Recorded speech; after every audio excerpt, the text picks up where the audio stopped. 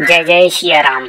जब श्री रामचंद्र जी अयोध्या में राज करने लगे तब एक दिन समस्त ऋषि मुनि रघुनाथ जी का अभिनंदन करने के लिए अयोध्यापुरी में आए। श्री रामचंद्र जी ने उन सबका यथोचित सत्कार किया। वार्तालाप करते हुए अगस्त्य मुनि कहने लगे, युद्ध में आपने जो रावण का संहार किया वह कोई बड़ी बात नहीं है, परंतु द्वंद्व युद्ध में लक्ष्मण के द्वारा इंद्रजीत का वध सबसे अधिक आश्चर्य की बात है। ये मायावी राक्षस युद्ध में सब प्राणियों के लिए अवैध था। उनकी बात सुनकर रामचंद्र जी को बड़ा आश्चर्य हुआ। वे बोले, मुनिवर और कुंभकर्ण भी तो महान पराक्रमी थे, फिर आप केवल इंद्रजीत मेघनाद की ही इतनी प्रशंसा क्यों करते हैं? महोदर, प्रहस्त ब्राचु भी कम वीर ना थे। इस पर अगस्त्य मुनि बोले, इस प्रश्न का उत्तर देने से पहले मैं तुम्हें रावण के जन्म, वर प्राप्ति आदि का विवरण सुनाता हूँ। ब्रह्मा जी के पुलस्त नामक पुत्र हुए, जो उन्हीं के समान तेजस्वी और गुणवान थे। एक बार वे महागिरी पर तपस्या करने गए। वह स्थान अत्यंत रमणीय था, इसलिए ऋषियों, नागों, राजर्षियों आदि की कन्याएं वहां क्रीड़ा करने आती थी।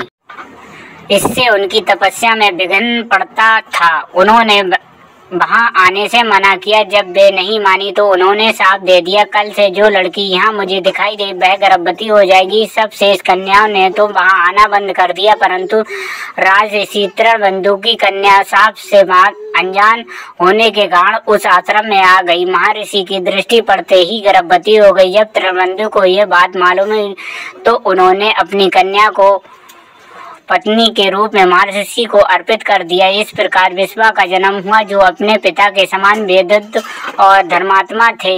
महामुनि भारद्वाज ने अपनी कन्या का विवाह विश्वा से कर दिया। उनके वैश्रव नामक पुत्र हुआ, वह भी धर्मात्मा और विद्वान था। अपनी भारी तपस्या करके ब्रह्मा जी को प्रसन्न किया और यम, इंद्र, वरुण के सदृश लोकपाल का पद पाया। फिर उसने त्रिकूट पर्वत पर बसी लंका को अपना निवास स्थान बनाया, राक्षसों पर राज करने लगा। श्री राम ने यह आश्चर्य से पड़ा तो क्या कुबेर और रावण से पहले लंका में मांस भक्षी राक्षस रहते थे? फिर उनका पूर्वज कौन था? ये सुनने के लिए मैं कौतूहल हो रहा हूँ। तब अगस्त्य मुनि बोले, पूर्व काल में ब्रह्मा जी के अनेक जल जंतु बनाए और उनसे समुद्र जल की रक्षा करने के लिए कहा। तब उन जंतुओं में से कुछ बोले, हम रक्षण करेंगे, और कुछ ने कहा हम इसका यक्षण पूजा करेंगे। इस पर ब्रह्मा जी ने कहा कि जो रक्षण करेगा वह राक्षस कहलाएगा और जो यक्षण करेगा वह यक्ष कहलाएगा। इस प्रकार वे दो जातियों में बढ़ गए। राक्षसों में हेती और प्रेती दो भाई थे। प्रेती तपस्या करने चला गया, परंतु हेती ने भया से विवाह किया, जिससे उसके वितकेश नामक पुत्र उत्पन्न हुआ। वितकेश के सुकेश नामक प्राकरिम पुत्र हुआ। सुकेश के माल्यवान, सुमाली और माला नामक 3 पुत्र हुए। तीनों ने ब्रह्मा जी की तपस्या करके ये वरदान प्राप्त किया कि हम लोगों का प्रेम अटूट हो और हमें कोई पराजित ना कर सके। वर पाकर वे निर्भय हो गए और असुरों पर सताने लगे। उन्होंने विश्वकर्मा से एक अत्यंत सुंदर नगर बनाने के लिए। इस पर विश्वकर्मा ने उन्हें लंकापुरी का पता बजाकर भेज दिया।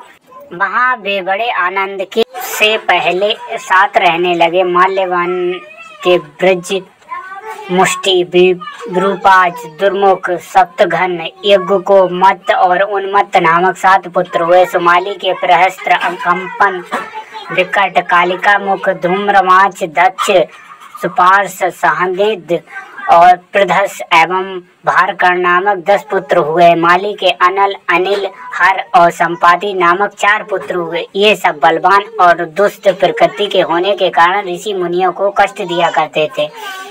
उनके कष्टों से दुखी होकर ऋषि मुनि गण जब भगवान विष्णु की शरण में गए तो उन्होंने आश्वासन दिया कि ऋषियों, मैं इन दुष्टों का अवश्य नाश करूंगा। जब राक्षसों को विष्णु के इस आश्वासन की सूचना मिली तो वे सब मंत्रणा करके संगठित हो माली के सेनापतित्व में इंद्रलोक पर आक्रमण करने के लिए चल पड़े। समाचार पाकर भगवान विष्णु ने अपने शस्त्र अस्त्र शस्त्र संभाले और राक्षसों का संहार करने लगे। सेनापति माली सहित बहुत से राक्षस मारे गए और शेष लंका की ओर भाग गए। जब भागते हुए राक्षसों का भी नारायण संहार करने लगे तो माल्यवान क्रुद्ध होकर युद्ध भूमि में लौट पड़ा।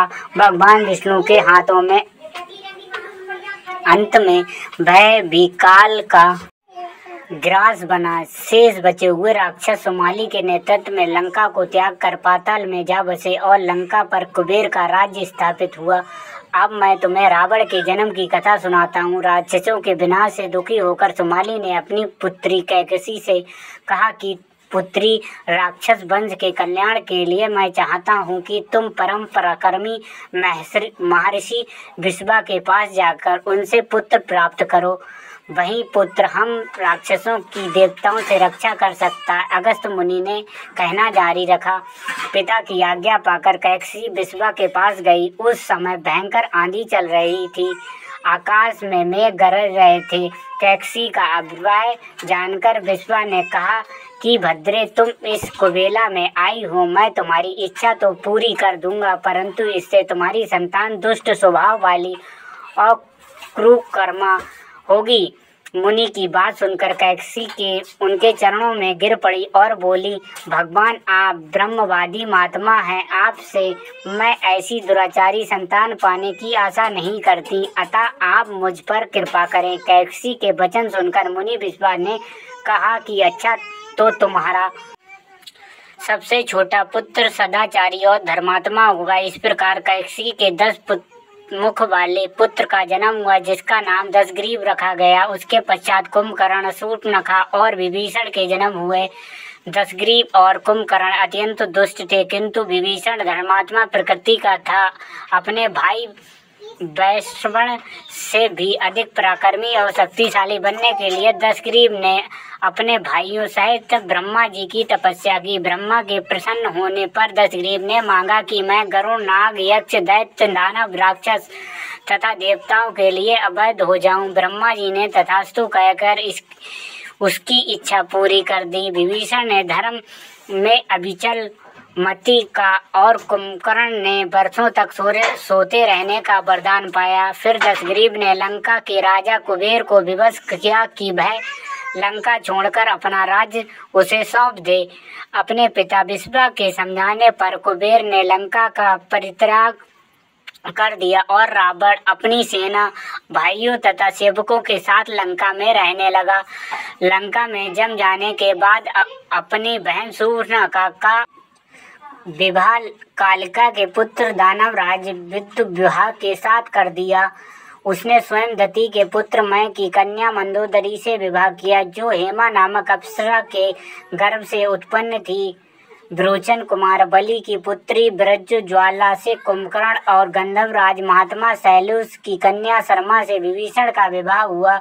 कुछ समय पश्चात मंदोदरी ने मेघनाद को जन्म दिया, जो इंद्र को परास्त कर संसार में इंद्रजीत के नाम से प्रसिद्ध हुआ। सत्ता के मध्य में रावण उच्छृंखल हो देवताओं, ऋषियों, यक्षों और गंधों को नाना प्रकार से कष्ट देने लगा। एक बार उसने कुबेर पर चढ़ाई करके उसे युद्ध में पराजित कर दिया और अपनी विजय की स्मृति के रूप में कुबेर के पुष्पक विमान पर अधिकार कर लिया। उस विमान का वेग मन की समान तीव्र था।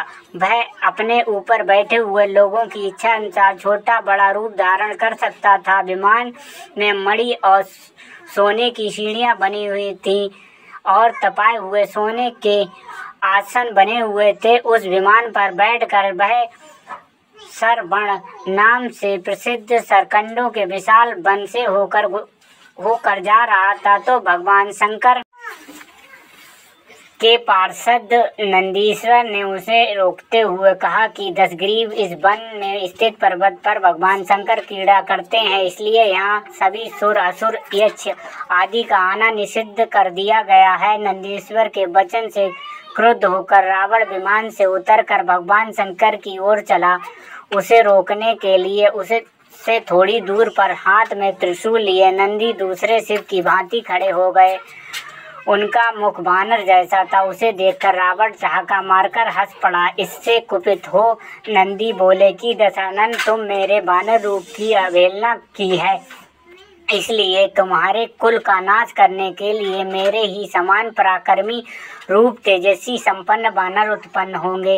रावण ने इस ओर तनिक भी ध्यान नहीं दिया और बोला कि जिस पर्वत ने मेरे विमान की यात्रा में बाधा डाली है, आज मैं उसी को उखाड़ फेंकूंगा। ये कहकर उसने पर्वत के निचले भाग में हाथ डालकर उसे उठाने का प्रयत्न किया। जब पर्वत हिलने लगा तो भगवान शंकर ने उस पर्वत को अपने पैर के अंगूठे से दबा दिया। इससे रावण का हाथ बुरी तरह दब गया और वह पीड़ा से चिल्लाने लगा।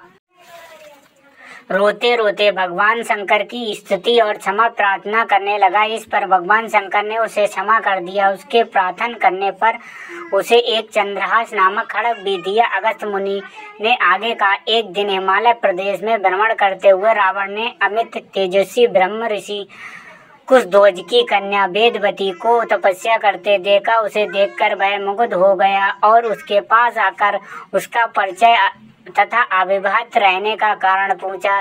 वेदवती ने अपने परिचय देने के पश्चात बताया कि मेरे पिता विष्णु से मेरा विवाह करना चाहते थे।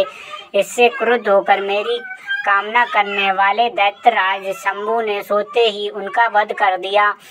उनके मरने पर मेरी माता भी दुखी होकर चिंता में प्रविष्ट हो गईं।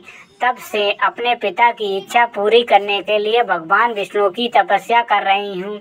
उन्हीं को मैंने अपना पति मान लिया है। पहले रावण ने वेदवती को अपनों बातों में फुसलाना चाहा, फिर उसने जबरदस्ती करने के लिए उसके केस पकड़ लिए। वेदवती ने एक ही झटके में पकड़े हुए केस काट डाले। फिर ये कहती हुई अग्नि में प्रविष्ट हो गई कि दुष्ट, तूने मेरा अपमान किया। इस समय तो मैं ये शरीर त्याग रही हूँ, परंतु तेरा विनाश करने के लिए फिर जन्म लूंगी। अगले जन्म में मैं अयोनिजा कन्या के रूप में जन्म लेकर किसी धर्मात्मा की पुत्री बनूंगी। अगले जन्म में वह कन्या कमल के रूप में उत्पन्न हुई।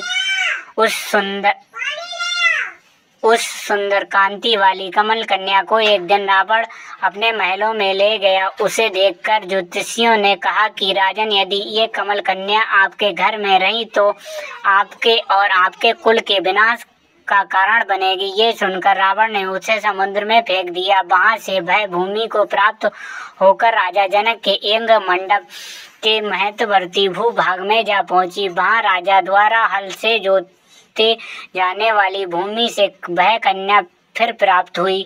वही वेदवती सीता के रूप में आपकी पत्नी बनी और आप स्वयं सनातन विष्णु हैं। इस प्रकार आपके महान शत्रु रावण को वेदवती ने पहले ही अपने शाप से मार डाला था। आप तो उसे मारने के केवल निमित्त मात्र थे। अनेक राजा महाराजाओं को पराजित करते हुए दशग्रीव इच्छाभुक वंश के राजा अरण के पास पहुंचा, जो अयोध्या पर राज करते थे। उसने उन्हें भी द्वंद्व युद्ध में करने अथवा पराजय स्वीकार करने के लिए ललकारा। दोनों में भीषण युद्ध हुआ, किंतु ब्रह्मा जी के वरदान के कारण रावण उनसे पराजित न हो सका। जब अनर्ण का शरीर बुरी तरह क्षत विक्षत हो गया तो रावण इच्छाभुक वंश का अपमान और उपहास करने लगा। इससे कुपित होकर अनर्ण ने उसे शाप दिया कि तूने अपने व्यंग्यपूर्ण शब्दों से इच्छाभुक वंश का अपमान किया है, इसलिए मैं तुझे शाप देता हूँ कि महात्मा इच्छावाकु के इसी वंश में दशरथ नंदन राम का जन्म होगा, जो तेरा वध करेंगे। ये कहकर राजा स्वर्ग सिधार गए। रावण की उद्दंडता में कमी नहीं आई। राक्षस या मनुष्य जिसको भी वह शक्तिशाली पाता उसके पास जाकर युद्ध करने लगता। एक बार उसने सुना कि किष्किंधापुरी का राजा बाली बड़ा बलवान और पराक्रमी है, तो वह उसके पास युद्ध करने के लिए जा पहुंचा। बाली की पत्नी तारा के पिता सुशेषण, युवराज अंगद और उसके भाई सुग्रीव ने उसे समझाया कि इस समय बाली नगर से बाहर संदो उपासना के लिए गए हुए हैं। वे ही आपसे युद्ध कर सकते हैं और कोई वानर इतना पराक्रमी नहीं है जो आपके साथ युद्ध कर सके, इसलिए आप थोड़ी देर उनकी प्रतीक्षा करें।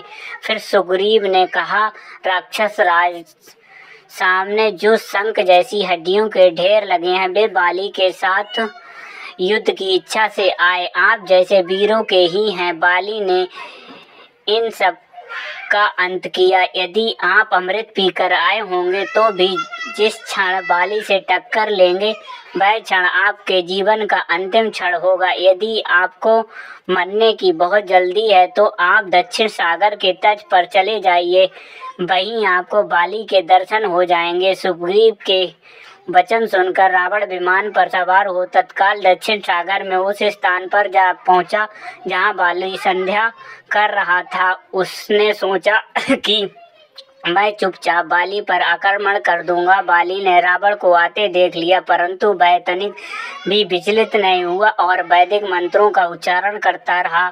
जो ही उसे पकड़ने के लिए रावण ने पीछे से हाथ बढ़ाया, सतर्क बाली ने उसे पकड़कर अपनी काख में टला लेगा नहीं हुआ और वैदिक मंत्रों का उच्चारण करता रहा। ज्यों ही उसे पकड़ने के लिए रावण ने पीछे से हाथ बढ़ाया, सतर्क बाली ने उसे पकड़कर अपनी काख में दबा लिया और आकाश में उड़ चला। रावण बार बार बाली को अपने नाखूनों से कचोटता रहा, किंतु बाली ने उसे कोई भी चिंता नहीं की। तब उसे छुड़ाने के लिए रावण के मंत्री और अनुचर उनके पीछे शोर मचाते हुए दौड़े, परंतु बाली के पास तक ना पहुंच सके। इस प्रकार बाली रावण को लेकर पश्चिम सागर के तट पर पहुंचा। वहां उसने संध्यावसाना पूरी की।